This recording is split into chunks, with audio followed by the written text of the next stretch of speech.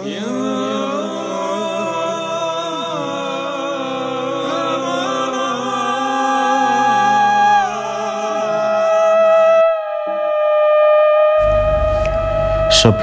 kalian subscribe dulu channel ini agar tidak ketinggalan video terbaru dari channel kami.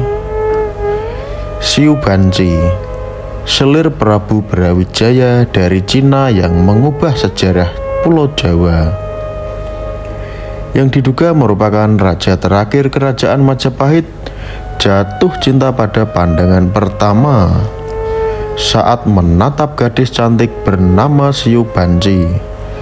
Gadis muslim berdarah Cina tersebut datang ke istana Majapahit untuk menemani ayahnya, Syekh Betong atau Tan Go Wat. Syekh Betong yang juga dikenal dengan nama Kiai Betong datang menghadap Prabu Brawijaya di istana Majapahit untuk meminta izin berdagang di wilayah Keling. Syekh Betong merupakan saudagar kaya yang juga ulama besar. Saat menghadap ke Prabu Brawijaya, Syekh Betong juga membawa berbagai seserahan, yakni batu giok dari Cina, kain sutra, keramik Tiongkok, dupa dan mutiara. Tetapi bukan seserahan itu yang membuat Prabu Brawijaya tertarik, melainkan dia terpikat oleh kecantikan anaknya, yaitu Xiu Banzi. Diam-diam permaisuri kerajaan Majapahit, Dewi Ambarwati atau Putri Campa, menaruh rasa cemburu saat menyaksikan Prabu Brawijaya mulai terpikat dengan Xiu Banzi. Di tengah gemuruh rasa cemburu, sang permaisuri Prabu Brawijaya justru mempersilahkan Syekh Betong bersama putrinya beristirahat di Puri Kanurahan. Setelah beristirahat semalam di Puri Kanurahan, Syekh Betong dipanggil untuk menghadap kembali kepada Prabu Brawijaya. Saat itulah penguasa Majapahit itu menyampaikan niatnya untuk meminta putri Syekh Betong, Xiu Banzi, menjadi garwa ampean atau istri selirnya. Permintaan langsung dari Prabu Brawijaya itu ternyata mendapatkan persetujuan dari Syekh Betong. Bahkan Xiu Banzi akhirnya juga dibawa serta untuk menghadap Prabu Brawijaya. Kedatangan Xiu Banzi ke istana Majapahit dibawa menggunakan tandu terbaik dari Puri Kanaruhan. Prabu Brawijaya sangat mencintai Xiu Banzi. Kondisi ini semakin membuat Dewi Ambarwati dibakar cemburu dan amarah. Dalam babat Tanah Jawi diceritakan saat Dewi Ambarwati belum juga memiliki keturunan, ternyata Xiu Banzi justru sudah hamil dari buah cintanya dengan Prabu Brawijaya. Kehamilan Xiu Banzi semakin memperburuk hubungannya dengan Ambarwati. Bahkan secara terang-terangan Ambarwati meminta Prabu Brawijaya untuk menceraikan Xiu Banzi. Cinta yang sudah tumbuh di hati Prabu Brawijaya tak dapat dipadamkan. Prabu Brawijaya tak mampu menolak permintaan permaisuri Ambarwati. Xiu Banzi akhirnya dikirim ke Palembang. Dalam kondisi hamil 3 bulan, Xiu Banzi dititipkan kepada Adipati Palembang, Arya Damar. Palembang kala itu masih masuk wilayah kekuasaan Majapahit. Di wilayah tersebut juga sangat banyak penduduk asal Cina. Dengan menitipkan ke Arya Damar Prabu Brawijaya terhadap Subandji lebih betah hidup di Palembang. Arya Damar merupakan putra Raja Majapahit Batara Prabu Wikrawardhana dengan seorang selir yang juga berdarah Cina.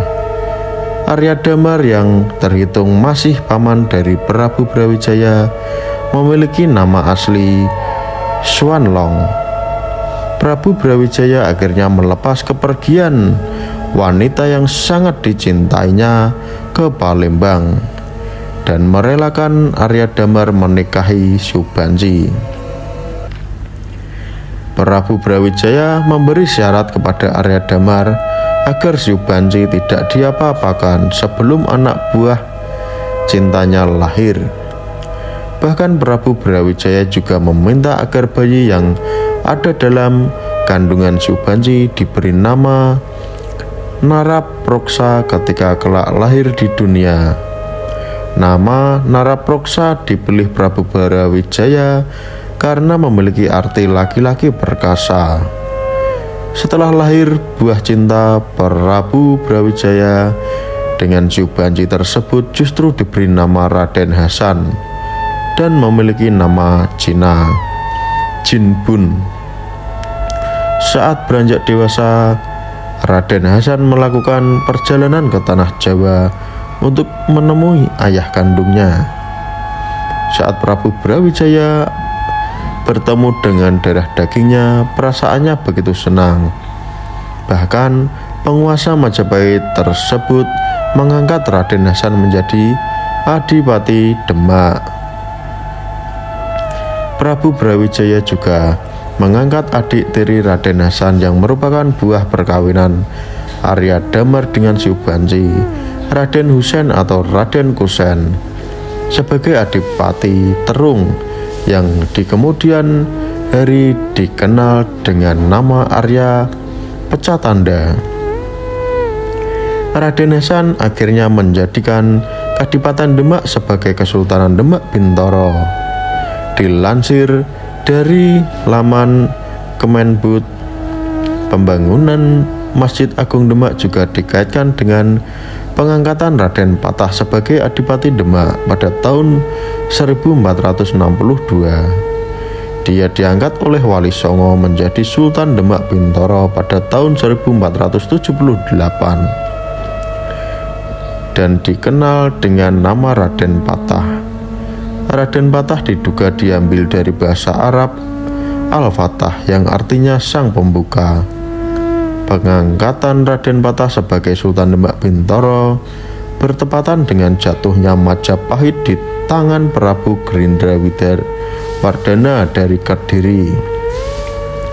Darah Majapahit yang mengalir dalam diri Raden Patah mendidih saat mendengar kabar kerajaan ayahnya telah jatuh ke tangan Prabu Gerindrawardhana.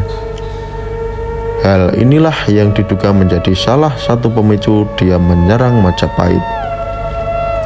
Diceritakan juga dalam laman tersebut bahwa Raden Patah menangguhkan penyerangan yang kedua di wilayah Majapahit yang telah dikuasai Prabu Gerindrawardhana untuk melanjutkan mendirikan Masjid Kadipaten Demak bersama para wali songo yang sudah dimulai pada tahun 1477.